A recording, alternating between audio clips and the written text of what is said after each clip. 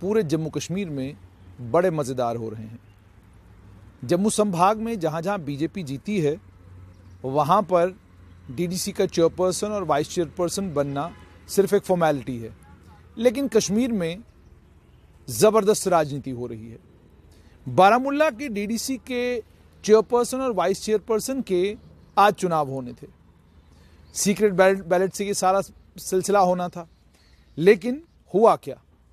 Chairperson और vice chairperson district development council Baramulla district के इस चुनाव में आज हुआ क्या? District development commissioner Baramulla Ejaz Ahmed से हमारी बातचीत हुई। उन्होंने कहा कि कम से कम 10 मेंबर्स होने चाहिए थे, तब जाकर हम चुनाव कराते, लेकिन 10 मेंबर्स की जगह कुल 7 मेंबर डीडीसी के चेयरपर्सन और वाइस चेयरपर्सन चुनाव के लिए आज मीटिंग में शामिल हुए। 10 में से 7 ही मेंबर कुल थे, टोटल 10 होने चाहिए थे। टोटल 14 मेंबर हैं। 14 में से 10 अगर होते तो चुनाव हो जाता, लेकिन 14 में से 10 नहीं, 7 ही मेंबर थे। इन 7 मेंबर्स में कौन कौन लोग थे ये आपको बताना बड़ा ज़रूरी है। इन 7 मेंबर्स में थी पीपल्स डेमोक्रेटिक पार्टी के कद्दावर नेता, पूर्व वित्त मंत्री, पूर्व मेंबर पार्लियामेंट मुजफ्फर हुसैन बेग की धर्मपत्नी और पीपल्स डेमोक्रेटिक पार्टी की महिला विंग की पूर्व अध्यक्षा सफीना बेग, इंडिपेंडेंट डीडीसी का चुनाव जीती हैं, वो मौजूद थी। मोहम्मद मुजफ्फर एक और इंडिपेंडेंट है, वो भी मौजूद थे। पीपल्स कॉन्फ्रेंस के 3 लोग थे और अपनी पार्टी के 2 लोग थे। कुल मिलाकर ये 7 लोग होते हैं। और जो लोग इस चुनाव में की प्रक्रिया में शामिल नहीं हुए उसमें 2 लोग नेशनल कॉन्फ्रेंस के, पीपल्स डेमोक्रेटिक पार्टी के 2 लोग और इरफान हफीज लोन जो आज़ाद उम्मीदवार इंडिपेंडेंट जीते हैं। और आपने इरफान हफीज लोन को बहुत सारी डिबेट्स में नेशनल चैनल के ऊपर देखा होगा, वो भी आज के इस चुनाव में शामिल नहीं हुए। अब कानून ये कहता है कि वाइस चेयरपर्सन और वाइस चेयरपर्सन के चुनाव के लिए कोरम का होना ज़रूरी है, और कोरम है 10 मेंबर्स का। अगर 10 मेंबर होते तो चुनाव हो जाता, 10 मेंबर हैं हुए ही नहीं तो चुनाव हुआ ही नहीं। उसके बाद अब दूसरी बार दूसरी मीटिंग कब होगी, किस समय होगी, कितने दिन के बाद होगी, इसको लेकर डिप्टी कमिश्नर बारामुल्ला ने ये कहा कि इस पर अभी कोई क्लैरिटी नहीं है और जब भी नेक्स्ट डेट तय होगी तो आपको ज़रूर बताया जाएगा। अब आखिरकार ये क्या दर्शाता है?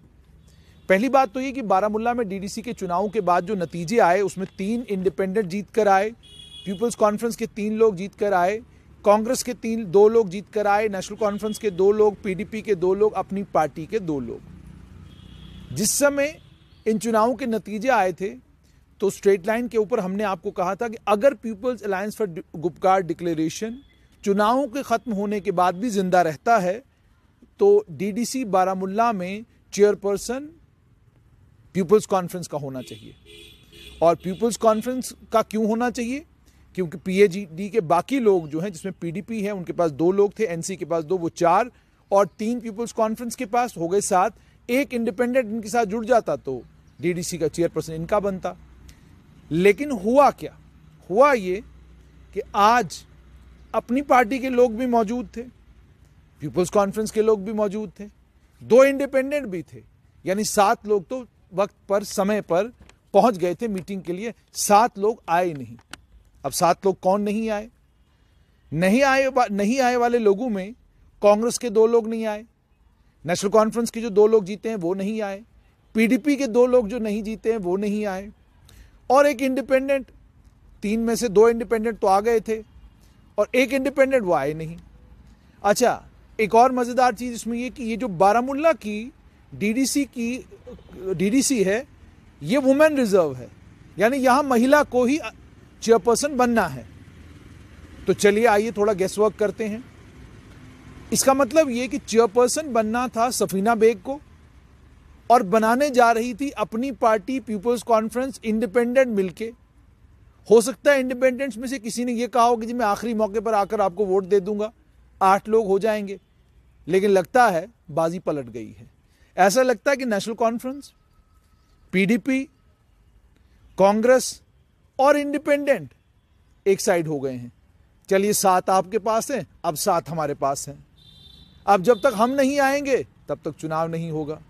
लेकिन इस जो कानून है डीडीसी का, वो ये कहता है कि अगर 2/3 मेजॉरिटी, पहली मीटिंग में 2/3 मेजॉरिटी चाहिए, और अगर उसके बाद भी दूसरी मीटिंग आप बुलाते हैं, वहां पर भी लोग नहीं आते, तो सिंपल मेजॉरिटी से भी चुनाव हो सकता है। ठीक है जी। अब डीडीसी बारामुल्ला चूंकि महिलाओं के लिए रिजर्व है, और कमाल की राजनीति आपको डीडीसी के चुनाव में इतनी खूबसूरत और इतनी जबरदस्त राजनीति देखने को आपको असेंबली के चुनाव में नहीं मिलती, कि डीडीसी के चुनाव इतने इंपॉर्टेंट हो गए कि 7 लोग मीटिंग में आए, 7 लोग घर बैठ गए। ठीक है, जो 7 लोग नहीं आए, वो 7 लोग, इसका मतलब एक गुट बन चुके हैं। और डीडीसी में अध्यक्षा बनने के लिए सफीना बेग को 8 लोगों की जरूरत है। साफ तौर पर यह कि people's alliance for Gupkar declaration में प्रवक्ता के तौर पर पीपल्स कॉन्फ्रेंस के नेता सज्जाद गनी लोन थे। प्रवक्ता का मतलब spokesperson. People's alliance for Gupkar declaration ने जो कुछ कहना था, या जो हर मीटिंग के बाद वो मीडिया के साथ शेयर करना चाहते थे, वो तमाम बातें करनी थी सज्जाद गनी लोन को। लेकिन डीडीसी के चुनाव में ऐसा कुछ हुआ कि उन्होंने पीएजीडी छोड़ दी, और अब बारामुल्ला में हम नहीं कह रहे, लेकिन लग रहा है कि जम्मू कश्मीर अपनी पार्टी और पीपल्स कॉन्फ्रेंस का कोई अलायंस हो गया है। अगर वाकई ये अलायंस हुआ है, तो कुपवाड़ा में जहां पर 5 लोग पीपल्स कॉन्फ्रेंस के पास हैं, 3 इंडिपेंडेंट भी हैं, और अपनी पार्टी का भी एक प्रत्याशी वहां से जीता है। अभी कुछ ही देर में वहां के नतीजे आएंगे, आपके साथ फिर दोबारा जुड़ूंगा, शेयर करूंगा। लगता है कि वहां पर भी अपनी पार्टी का और पीपल्स कॉन्फ्रेंस का गठजोड़ होना चाहिए। लेकिन अब यहां पर एक बड़ा इंपॉर्टेंट सवाल है, जो सज्जाद गनी लोन से और डॉक्टर फारूक अब्दुल्ला और बाकी people's alliance for Gupkar declaration के जो नेता आज हैं और जो थे, दोनों से पूछा जाना चाहिए कि आप तो 370 और 35A को वापस लाने के लिए इकट्ठे हुए थे, और आपने तो यह भी कहा था कि जहां कश्मीर के मुद्दों की बात आएगी, जहां पर कश्मीर के इश्यूज की बात आएगी, वहां पर हम लोग सैद्धांतिक स्टैंड लेंगे और हम कमाल करके दिखाएंगे।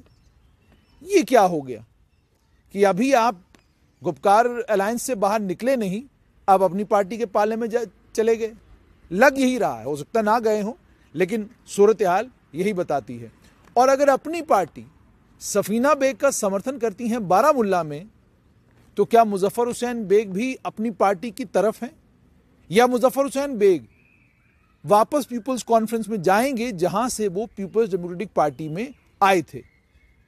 क्योंकि मुजफ्फर हुसैन बेग इतिहास में अब्दुल गनी लोन, जो पिता थे सज्जाद गनी लोन के, उनके करीबी साथियों में माने जाते थे, पीपल्स कॉन्फ्रेंस के फाउंडर मेंबर्स में से माने जाते थे। तो क्या मुजफ्फर हुसैन बेग वापस पीपल्स कॉन्फ्रेंस में जा रहे हैं? और अगर वो जा रहे हैं, क्या आने वाले समय में हमको पीपल्स कॉन्फ्रेंस भी एक ताकतवर, मजबूत पार्टी के तौर पर पूरे नॉर्थ कश्मीर में नहीं बल्कि पूरे कश्मीर में देखने को मिलेगी? क्या ये सब कुछ होने जा रहा है? लग रहा है ना आपको कि वाकई डीडीसी के चुनाव ने जो people's alliance for Gupkar declaration बना था, उनमें जो आइडियोलॉजिकल इश्यूज थे, उन तमाम आइडियोलॉजिकल इश्यूज को सामने लाकर रख दिया है, और यह भी साफ कर दिया है कि सारा गणित जो है वो राजनीति के लिए है, सारा गणित जीतने के लिए है, और सारे का सारा गणित, चाहे असेंबली के चुनाव कल हों या ये डीडीसी के चुनाव हुए हैं, सत्ता पर कब्जा करने के लिए है, डीडीसी की कुर्सी पर बैठने के लिए सारा गणित है। इस गणित को बिठाने के लिए 370 मुसलमान खतरे में हैं, हिंदू खतरे में हैं, फलां खतरे में है, ये हो जाएगा, वो हो जाएगा, ये तमाम बातें इसलिए की जाती हैं ताकि मुझसे और आपसे वोट लिया जाए। वोट लेने के बाद राजनीति वही करती है जो राजनीतिज्ञों को लगता है कि उनकी राजनीति को सूट करता है। अगर आपकी राजनीति को नेशनल कॉन्फ्रेंस सूट करती है तो आप नेशनल कॉन्फ्रेंस के साथ हैं, और अगर नेशनल कॉन्फ्रेंस की राजनीति को बीजेपी सूट करती है तो वो बीजेपी के साथ हैं। इसीलिए लोकतंत्र की सबसे बड़ी खूबसूरती ही यही है कि लोकतंत्र में कब कौन सी पार्टी किस पार्टी के साथ हाथ मिला ले और कब कौन सी पार्टी किस पार्टी को समर्थन दे दे, इसका कोई पता नहीं चलता। बारामूला में जब पीपल्स कॉन्फ्रेंस के लोगों ने चुनाव जीते होंगे, उस समय पीपल्स कॉन्फ्रेंस के लोगों ने ये सोचा होगा कि जी पीपल्स कॉन्फ्रेंस के लोगों ने ये सोचा होगा कि 3 लोग हम जीते हैं और बाकी जो नेशनल कॉन्फ्रेंस, पीडीपी और कांग्रेस के लोग हैं, हम सब मिलकर आराम से 9 हो जाते हैं, तो आराम से डीडीसी पर हमारा कब्जा हो जाएगा और डीडीसी पर कब्जा होने के बाद हम लोग यहाँ पर अपना चेयरपर्सन और वाइस चेयरपर्सन बनाएंगे। लेकिन गणित उल्टा हो गया। लोन साहब पीएचडी छोड़कर बाहर निकल आए। खबर आ गई है जी कुपवाड़ा से, जैसे मैंने आपको पहले ही कहा था कि जम्मू कश्मीर पीपल्स कॉन्फ्रेंस के नेता इरफान पंडितपुरी कुपवाड़ा से डीडीसी के चेयरपर्सन बन गए हैं।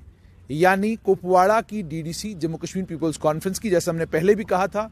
अब समीकरण क्या बने हैं, किसने किसको वहां पर समर्थन दिया है, कौन सी पार्टी किस पार्टी के साथ हुई है वहां पर, क्या ये डीडीसी पर के चेयरपर्सन की कुर्सी उन्हें अपनी पार्टी के जरिए मिली है या ये नेशनल कॉन्फ्रेंस या इंडिपेंडेंटों के जरिए मिली है, इस पर भी ताज़ा अपडेट लेकर मैं आपके साथ ज़रूर जुड़ूंगा। लेकिन फिलहाल के लिए खबर यही कि बारामूला डीडीसी के चुनाव आज के लिए पोस्टपोन कर दिए गए हैं क्योंकि कोरम नहीं था। अब जब कोरम होगा तो ये पता चलेगा कि सीक्रेट बैलेट के जरिए कहीं वही जादू ना हो जाए जो जादू शोपियान और श्रीनगर में हो गया है।